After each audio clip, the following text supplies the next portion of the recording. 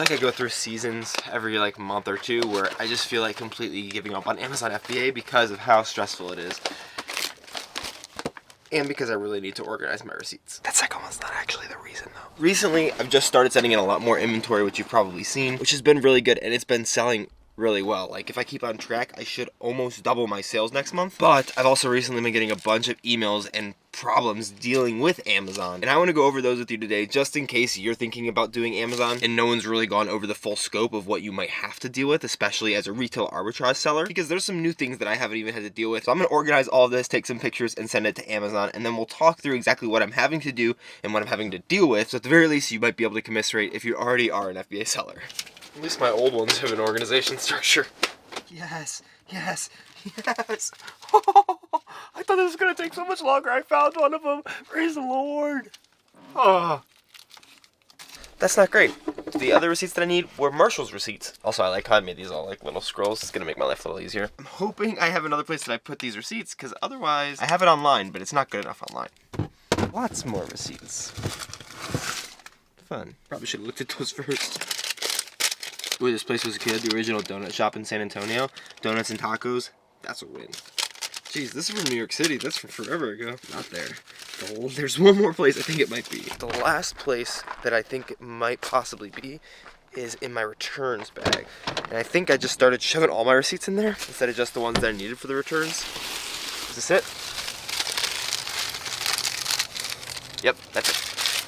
So I did get this receipt in digital form, and that's initially what I had sent to Amazon, but they didn't accept it. So now we're gonna try something a little bit different. First off though, I have to find a way to take one picture of this massive receipt. Okay, we got it. We just gotta make sure that when we zoom in, you're still able to see the numbers, which you are. But let's quickly just talk about the basis of this problem overall. When you sell on Amazon, you're very much at the whim of Amazon, and they have a bunch of rules that are especially tricky to follow when you're doing retail arbitrage. Essentially, you have to get approval to sell products on Amazon. Normally that's known as gating, but even then, companies can issue you what are called IP claims or counterfeit claims, and for some reason they're allowed to do this without even buying the product or actually seeing if it's counterfeit, and I'll show you that in a second. But even if you deal with that, what I didn't realize until today when I got a new email from Amazon, they can still request more information from you. And that's one of the main reasons why sometimes I really feel like I just want to be completely done with Amazon and not worry about it. I'm sure if you sell on Amazon, you can relate to that as well, especially as a retail arbitrage seller. So let me show you the reason why I took pictures of those receipts. When we're on my Seller Central right here, if we go over to Performance Account Health, this is where you can look at overall how your account is doing. Yesterday, I was pretty scared because I got this email. Notice policy warning, and that's always the worst feeling. It says, hello, we received a report from a rights owner that you're listing counterfeit products. Sellers on Amazon.com are not allowed to create listings or detail pages for counterfeit goods. I'm so frustrated because I've gotten this before, and this seems to be the new way that they're doing IP claims, but they claim that something is counterfeit even without doing a test buy. And you can tell that because when I click into my received IP complaints here, they all say counterfeit without a test buy. Amazon says we remove the content listed at the end of this email. We may let you list the product again if we receive a retraction from the rights owner, and then they give their contact information. It's Lucetta Beauty, lucetta.amazon.inquiry@gmail.com, and I always hate when they have gmail.com addresses because I feel like it might be someone who is not actually from the brand, because anybody can make that, and I would feel like a brand would have their own domain. But I'll tell you what I did with that in a second, and I'll show you what the product is here. If I scroll down, it's actually two different complaints, and I got them in two separate emails. You can see them both here, and that's for two products that I actually almost didn't buy, and now I'm very frustrated that I did buy them. I actually deleted the listings. I only literally had 3 units, which is why I don't think this will end up being a massive deal. Whenever I've gotten IP claims, I haven't had a big amount of units, and they've always rolled off for me, like I'll show you with my last IP claim on my account health page. But this is the listing page, and when I bought it, I was at Marshall's, literally the last trip before I sent in my shipment. I saw that I could make 100% on it, and I saw that there were 2 people on the listing, so I figured it'd be pretty good. If we go over here and look at the sellers, one from $25, which is someone with 4 ratings, which is kind of weird, and when I saw that, I was like, okay, it's probably good if someone has 4 ratings. And then if you look here, you see In-World Beauty. I probably could have looked a little bit closer on the packaging, but I think In-World Beauty actually owns Lucetta. And if we click on their storefronts, it's just all Lucetta products. So they're probably the owners of Lucetta. And because I didn't have IP alert or anything like that and didn't look into it a little bit more, they ended up issuing me an IP claim. You can see I've already appealed it, and we'll go through that here, and I'll show you why I took some more pictures today. But back to that original email, it says, how do I reactivate my listing? You can click on appeal link and appeal, saying that you shouldn't have the listing deactivated. That's initially what I did because the item isn't counterfeit and I deleted the products. But it says if the rights owner does not retract the complaint or you do not provide supporting information, we may provide your contact information to the rights owner upon their request, and your account is under review. They always say this is always scary, and I literally yesterday after I got this email, I went out and walked, listened to podcasts, listened to nothing, listened to music, played some disc golf, called my mom, just trying to calm down a little bit, because whenever I get these, this is what makes me want to quit Amazon, because it can be so stressful. And the reason I find it so difficult is because it's so automated that one wrong press of a button or one person in a bad mood, they press something, and it's so hard to appeal. And so I really want to make sure I'm always in good standing. And then it says if we receive more complaints about your listings, we may not allow you to sell on Amazon.com. This whole thing is standard IP claim language. I've gotten probably close to 6 or 10 IP claims, and I've dealt with all of them except for these 4, so it shouldn't be an issue, and they do roll off your account in 180 days, and I'll show you that in a second. But then it gives you what the item is, the ASIN, and the title, and then the infringement type, the trademark, and the complaint ID. When you get these claims, you need to deal with them as fast as possible, because that's the best way to ensure that your account stays in good standing. And so the first thing that I did was actually reach out to Lucetta Beauty at lucetta.amazon inquiry, and essentially this is what I said. I don't know if there's a better way to say this. If you guys know anything about this in the comments, definitely let me know. I've never gotten a response from one of these brands when I've sent one of these emails, but I always send them. Good afternoon, I'm the owner, and then I put my storefront name. I noticed I received an IP claim for reasons of counterfeit without a test buy. I said I do believe I had the correct items listed. However, I have deleted my listings and recalled the product. Please retract the claim with Amazon, as I will not list Lucetta products again. Thank you, Anthony Bodanza, and then I put member of the LLC that I own. To be honest, I sent this 17 hours ago, and I don't anticipate that I will get a response back. And even if they do end up retracting and they do reach back out, I still want to go through Amazon first, because you have to deal with it on Amazon. And so this is what I did there. And I've talked about this before in another IP claim video that I did, but I appealed both of these and said that this listing has been deactivated in error. I said the listing does not have counterfeit products. I reached out to the rights owner about the issue as well from the email. I probably also should have put that I deleted my listings and closed it. And then I attached 3 screenshots from a receipt email, because I had to do it in a total of 3 screenshots instead of just 1, which is why I took the picture. I think that'll be a little bit better for Amazon. But then they reached back out and they just gave their standard response when you don't meet the criteria. They said, we received your submission but do not have enough information to reactivate your listing at this time. Please provide any of the following documents: letter of authorization from the rights owner, an invoice to indicate that the products are original, or a retraction from the rights owner that's sent directly to Amazon. I requested the retraction, and I've heard that recently a lot of these invoices are being beat by retail receipts, so if I just send them the receipt. So that's what I'm going to try to do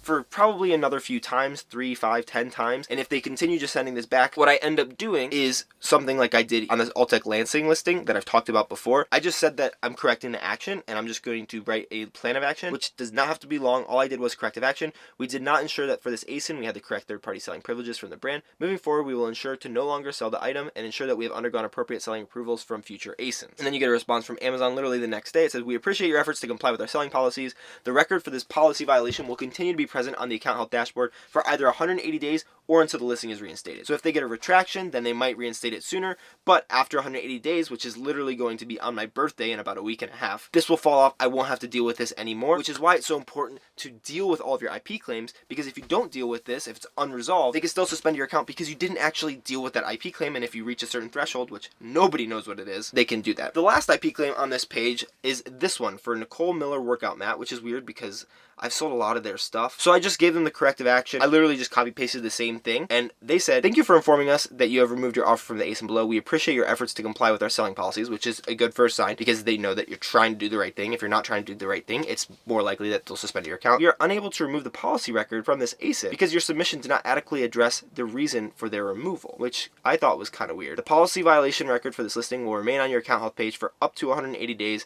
after the listing removal. And I think that this is essentially what's replaced what I got about 5 months ago on that Alltech Lansing one. It's kind of a similar language. It just sounds a little bit more threatening, but it's the same outcome. After 180 days, the warning is going to be removed from the account. I don't have to worry about it. And so honestly, I thought that I was done with that. Unfortunately, Amazon still wants more information from me, which is a little bit frustrating. And let me quickly show you the difference between trying to appeal the listing versus just doing a plan of action, it comes down to this. This is based on the listing for the Nicole Miller yoga mat. It says, thank you for informing us that you removed this. We're unable to remove this. If you'd like to remove the policy violation, do whatever. It says, if you're not interested in selling this listing in the future or removing the policy violation record from your Amazon account health page, no further actions are required, which essentially means that since it'll be removed in 180 days, you shouldn't have to worry about it after that point. But when it comes to the other one where I simply appealed it, and I'm going to continue to appeal it just to see if I can beat it, and if not, I'll go ahead and do a plan of action for it. I just don't like doing those because it stays on your account for those 180 days. It says, we received your submission but don't have enough information to reactivate the listing at this time. It says, what happens if I do not send the requested information, which are those three things, either the letter of authorization, the retraction from the rights owner, or the invoice, which hopefully the receipt will beat.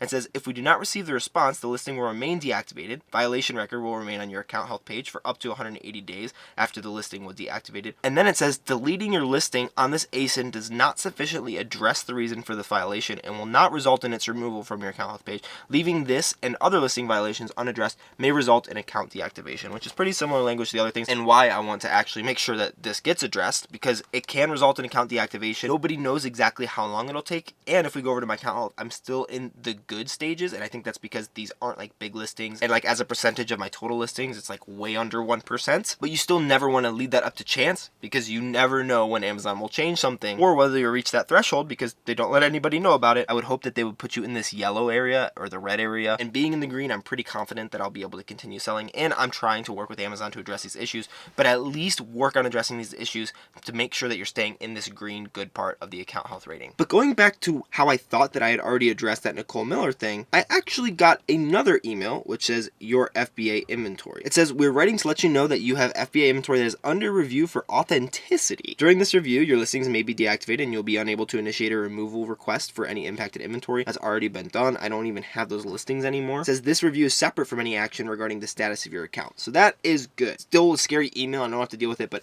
it's not regarding the status of my account. And they're saying if you don't respond to this message within 30 days, your inventory will be destroyed in accordance with the unsuitable inventory investigations policy. And so these units, I had removal orders for them. Apparently they're taking them out of the removal orders process and putting them into the investigations process, which is why I took that picture of the receipt so that I could actually send it here, which is different than responding on account health, because this isn't actually a part of my account health. As you'll see, I only had those 4 violations, but when this has happened before, I haven't received this email, but they've researched my products and they've always shipped it back to me because nothing that I've sold has been counterfeit. It says that the sale of counterfeit products is strictly prohibited. And then it says, how do I demonstrate authenticity? And this is where it actually allows you to send in a receipt. It says, in order to demonstrate the authenticity of your inventory, please provide supply chain documents, which can be invoices and receipts. And you can remove pricing information, but the rest of the document must be visible. You may highlight or circle the ASINs under review, which is what I did on my phone. You can only send in PDF, JPEG, PNG, or GIF files. And then within 30 days of this notification, submit this information to inventoryappeals@amazon.com. Interestingly, they don't tell you like what the subject or anything should be. So I'm just going to send the email here. There's not a lot of information. I know Amazon appreciates brevity. I'm just going to say, good morning. I received a request to submit documentation regarding the supply chain of the above ASIN. I'm just going to put the ASIN anyway. Attached is the receipt to show authenticity. And I'm just going to attach that real fast. And that should be it. Message sent. Now we wait, probably take 24 hours. And the next step is actually going to be going into those Lucetta IP claims and continuing to try to send my receipt to see if they will accept it. Attached is additional receipt showing the authenticity of the ASIN under review. And then I found the products here, these 3 hair care products. Those are the ones in question. I'm going to make 2 different files. One of them for the one IP claim that has 2 units, which is the 78 number, and one of them for the one that ends in 639. Let's crop this in too. Alright, good. They received the submission. Do the same thing on the next one. Submit additional documentation. But the only thing that I have pause about with sending this in, and is the reason why in a couple of my way older videos while I was sourcing and shipping, I was taking pictures of every single UPC, including the Marshalls one, is that this SKU number right here, this 23697 number, might not actually help me because I don't think that's the actual UPC number. I think that's the Marshalls SKU. So what I might have to do is find a Marshalls here soon and hope that they have the same product, and then take a picture with the Marshalls SKU as well as a picture of the item, and that'll be able to prove the authenticity. So if I'm able to do that within the next week or so, and they don't accept what I just sent in, I might do that. Otherwise, I might just have to do a plan of action and wait the 6 months and make sure that I'm not going to be sending anything else in like this. Because ultimately, the big problem here is I'm so worried about deactivation. A lot of this is just because I get worried about it really easily. I have 4 total violations, and I'm still in good standing with Amazon. And it doesn't say to not have any policy violation. It just says to maintain good account health, please address all policy violations in a timely manner, which is what I'm doing. And so as long as I'm continuing to do this, it shouldn't be an issue. But it's definitely something that's scary, and having a lot of my my livelihood pushed into this one thing. It still gives me a little bit of anxiety, which is why I'm so grateful that YouTube has been starting to work out for me. Which is why I'm now interested in getting an IP alert. They do have a mobile version, which is good, but it does cost $200 total. So I'm going to look at a couple different options that there are. I know it's built in with some of the softwares that I've specifically started to use for doing online arbitrage, which I have some videos coming out about soon. But the other thing that you can use for free is this, the Seller Journal Greenlight, the free IP claim database. It's not massive, it only has 947 brands, but let's see if Lucetta, yes. So if I were to look this up, it would have said known for trademark infringement, contact method, direct email from Amazon. So just going to the Seller Journal and looking this up, let's see if it's there for any of my other ones. Alltech Lansing. Interesting, I did get IP claims for them, but it doesn't say that they're super well known for that. And then no results for Nicole Miller. Nope, so I didn't see that either. So it's not a super foolproof method. Only one of the ones, which is the latest one, is known for giving out IP claims, but in the future, the big focus is going to be ensuring that I'm not getting on listings that only 1 or 2 sellers are on. And if there are, I really look into who specifically those sellers are, because I just took for granted that there were multiple sellers and I ended up with an IP claim for it. Got a little bit lazy with what I tell people to do. One last thing that I would recommend to do, and you can check out how to do it more in this video, is requesting your payouts from Amazon every single day. Either on the app or online here, you can go ahead and request payouts, and I request it every time I have more than $100 available. That way, if anything does happen with your account, you have as much money as possible in your possession, but check out that video for more. See you there.